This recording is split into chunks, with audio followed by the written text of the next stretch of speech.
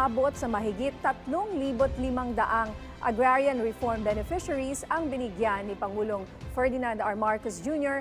ng Certificates of Condonation and Release Mortgage sa lalawigan ng Tarlac. Ayon sa Pangulo, ito'y bahagi pa rin ng mga pagsisikap ng pamahalaan na maibsan ang hamong pinansyal ng mga agrarian reform beneficiaries o ARBs.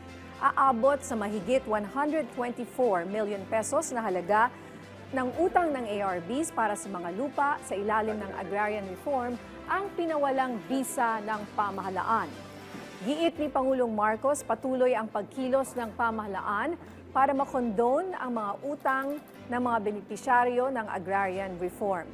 Target ng pamahalaan na maipamahagi ang certificate sa nasa 300,000 ARBs sa susunod na taon bilang pagpapalawig ng programa sa mas marami pang magsasaka sa bansa.